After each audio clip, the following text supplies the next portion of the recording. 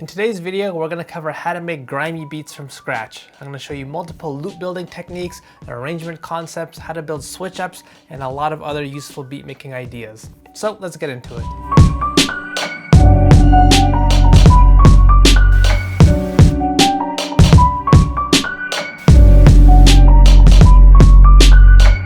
Now, if you have a hard time building this type of grimy sound or feel in your beat, there are 3 really helpful cues that you can follow to make this more simple. The first cue has to do with which notes you use.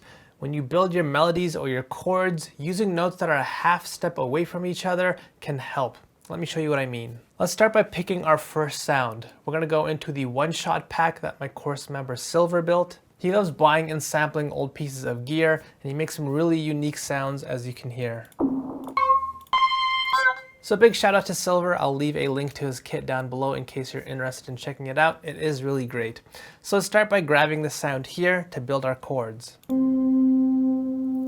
So to go to our first cue, using notes that are a half step away from each other can help you build something that feels grimy. Let's choose our initial root note first. Now for the next notes for this chord, let's find ones that both sound good with this first note, but also are one half step away from each other, meaning they are right beside each other on the keyboard.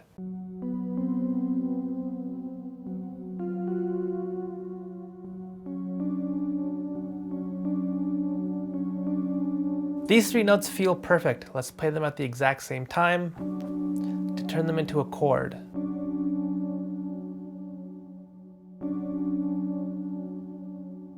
This is already sounding grimy. I feel like I haven't showered in 3 days. That's how grimy this is feeling. By the way, before we keep going on with this beat, please do me a huge favor and hit the like and subscribe button. It really does help my channel out, and if you ever get tired of my videos, feel free to unsubscribe. No worries at all, but I would appreciate it. Moving on, this is where we have to talk about cue number 2, which is to build your loop in a short and repetitive way.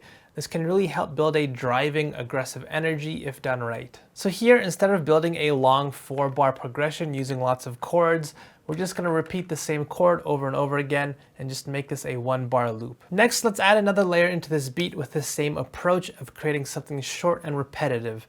Here we have this piano preset. Let's add some reels onto this to degrade its sound quality, remove those higher frequencies, and to get it to sit in a more mono space. This helps it sound more like a grimy sample rather than a clean, polished piano.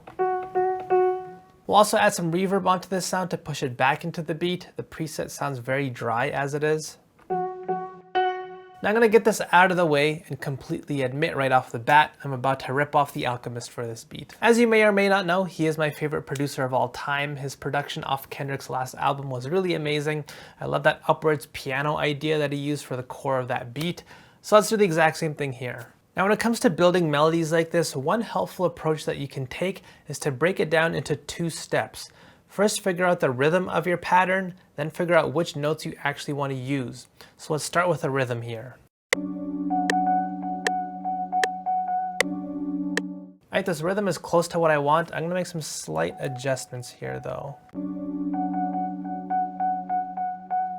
Alright, this sounds great to me. As you can see, a very sloppy, off-grid type of rhythm. Now let's figure out which notes we actually want to use. And to go back to our first cue, choosing notes that are a half step away from each other can help build that griminess. So let's just do this by ear, all the meanwhile trying to include notes that are one semitone away from one another.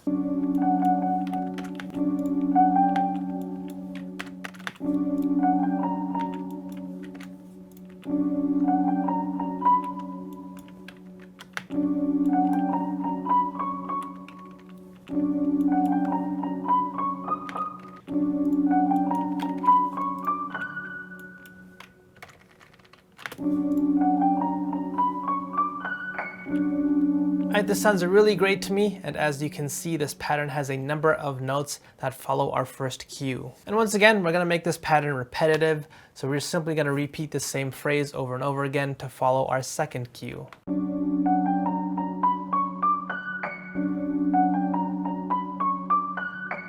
After listening to this pattern, that last note that plays in our phrase really stands out in a good way.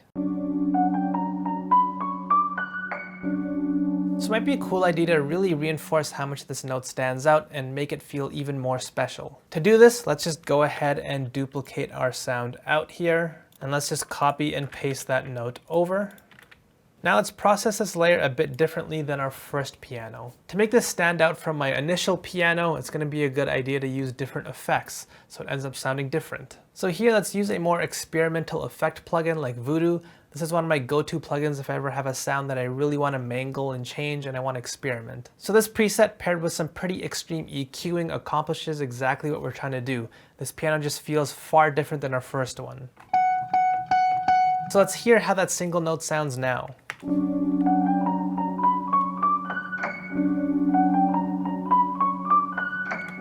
This sounds really great. That note really stands out now. This beat's really giving me that grimy feeling. I feel like I haven't brushed my teeth in days. That's how grimy this is.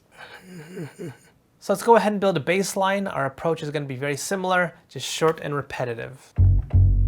This is the upright bass preset that you might have seen me use in some of my other videos. It's just a more colorful bass tone.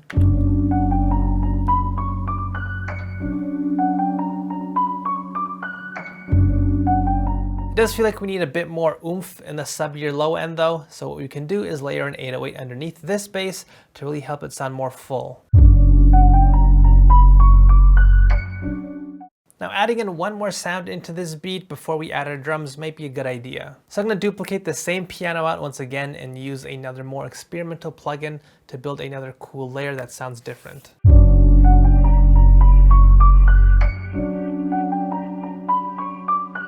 For this pattern and sound here, I'm using the exact same technique that I showed you in an older boom bap video of mine. So if you want to see how this layer was made, check that video out. It should be showing up on the screen right now. So we've built all of our musical pieces. All that's left are our drums. So let's go ahead and do that. We're going to use the drums from Frolin Music Group's kit Pots and Pans 2. These drums are just really raw and dense sounding. Some really powerful drums in this kit, some really great stuff. They aren't sponsoring this video or anything. I bought this with my own money, but if you want to check out their drum kit, I'll leave a link down below in the description box.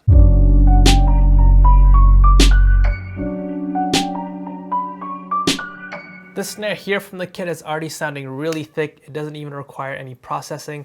So let's go ahead and throw this into the beat. Next, let's see what we have here for kicks.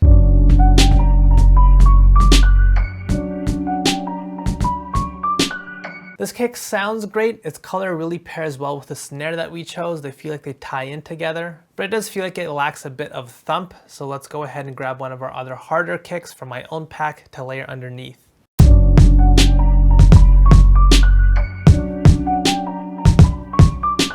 And finally, let's add in our hi-hat.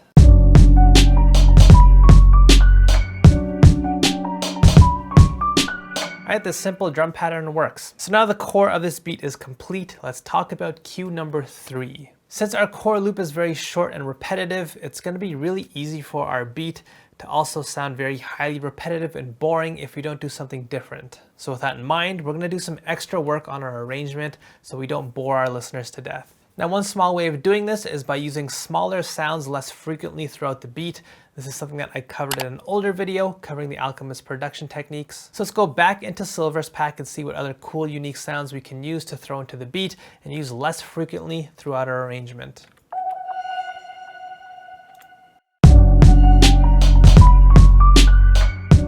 So as you can see, these notes play once every 4 bars. By no means is this instantly going to make our beat feel fully engaging and dynamic now. It's just a small detail that can help. So there's some smaller changes that we can add. Now let's go ahead and create a more substantial change in our beat and create a beat switch up. And again, this might be something that you struggle with. I see producers make some very common mistakes with this, so let's cover some tips on this as well. We'll start by taking our beat here and splitting all of our layers into their own separate patterns. This is just going to make our beat easier to mold and shape. So right now we have this playing for 8 bars, and now after 8 bars, let's make some type of switch up here so our beat doesn't start to feel boring. Now, one reason why you might struggle when making beat switch ups is because you're changing too much, where you're trying to alter every single layer and sound and pattern in your beat. While this is definitely possible, an easier way to make a switch up and still have it tie in with your other section is to create continuity. Use some of the same common sounds and patterns between your 2 sections and only change a handful of layers. This can help the listening experience not sound disjointed. So here for our switch up, let's make a change to a few of these layers. So here let's use a little bit of halftime on that main piano loop. Since it's such a substantial part of the beat, making some alteration to it's going to have a very substantial effect.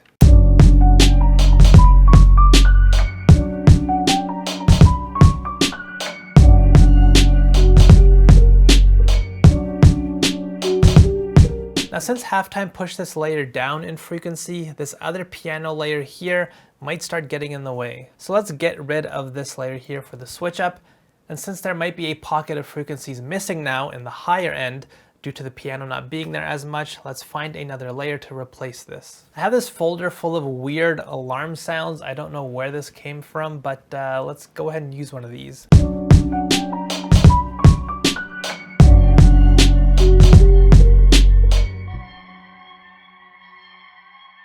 And just like that, we have a beat switch up here. Notice that all of our drum sounds are all the same, the drum patterns are the same, and most of the other sounds from this other section are also the same. I just changed what the sounds were doing for a few layers and introduced one new layer into this switch up. Next, getting from one section to another is also going to be important, so let's do some extra work to get this to sound good. Using drum rolls is always a great way to help with this problem. Now, one hack that you can use is to do some substitutions. Let me show you what I mean. First, let's find a drum roll that feels like it has a good rhythm that will fit for our transition. Now let's drag this into our playlist and do a little bit of stretching to get it on time. Now one of the difficulties of using drum fills is that while the rhythm might sound great and it's doing exactly what you need it to, it doesn't really fit in with your beat because the textures are just so different. Which can be an aesthetic choice if you'd like, but if you want your drum fills to match the drums that you're already using in your beat, just do some substitutions. So here let's add in a blank pattern right alongside our drum fill. Now as you can hear, we have 4 snares at the beginning of this fill. So let's just go into our new pattern and simply draw in a pattern that matches exactly what our drum roll is doing. So here I'm using my snare, and I'm going to place the first note down and push it slightly off grid to match the timing of my drum fill note. The next note's going to go around here. And as you can see, this note is a bit lower in volume than the first one. So let's bring the velocity down a tiny bit. The third note is going to go around here. Bring down the velocity a little bit more. And then our fourth note, our fourth snare here is the loudest. So let's bring the volume up. Now to go back into the drum fill, let's swap out these 2 notes at the end here for kicks. And now that we've mimicked what that drum roll is doing, we can even add in our own notes to fill out this drum roll a bit more. After we're done, we can mute that drum roll that we mimicked, and we're just left with the same rhythm that we really liked, but using our own textures. Also for this transition, let's go ahead and change this piano pattern at the end. This will help the listener understand that something different is about to occur in our beat.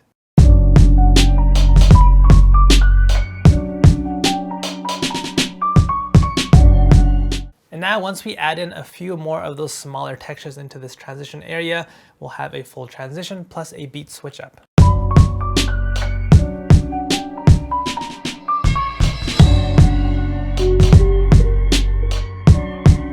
So that sounds really fluid to me. So that's one beat switch up done. Let's go ahead and build yet another one. But this time let's do something that's a bit more substantial of a change. Let's create a breakdown or a bridge type of section. For the first switch up that we made, the beat was still very grimy, but for this breakdown bridge area, let's move away and create something that has a bit of a different energy. Then when we go back into the grimy part, the griminess will feel extra grimy. So once again, let's just duplicate these patterns over. And the same thing, let's create that connectivity between sections by not going too far away, by introducing all new sounds and everything else. We can just use many of the same sounds from our other sections, but just create new patterns for them.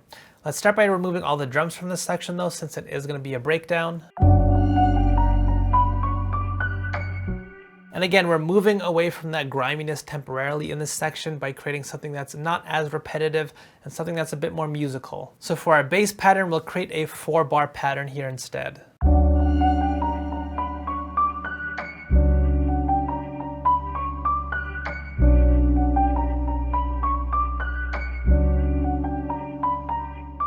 Let's change our piano pattern to write something that's, again, a bit more musical.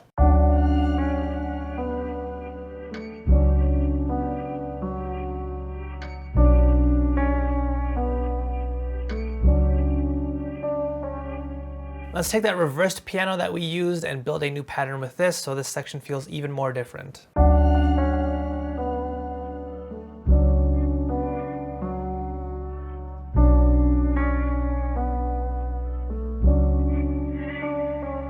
And let's use some more one-shots from Silver's pack to create a bit more detail in this section too. And once we add all these sounds in, it will be a nice reprieve from the griminess, but it'll still tie in with our other sections because we use many of the same sounds, so it doesn't seem like a completely new beat. It will still feel fluid. I'm gonna go ahead and play the full beat for you so you can hear the different sections of this beat in full. But if you enjoyed this beat and it sounds really cool to you, I think you'd really like the video that I made on the Alchemist production techniques. I show some really useful production ideas in that video that I used for some of the smaller details in this beat. The link should be showing up on the screen right now to that video. And I'll also link all the other videos that I mentioned in this one in the description box below as well. If you enjoyed this video though, hit like and subscribe. Head over to betterbeatmaker.com to check out my full online beatmaking course. My free drum kit's also available in the description box below, as well as a link to the Discord if you want to join my producer community. And without further ado, here's the full beat.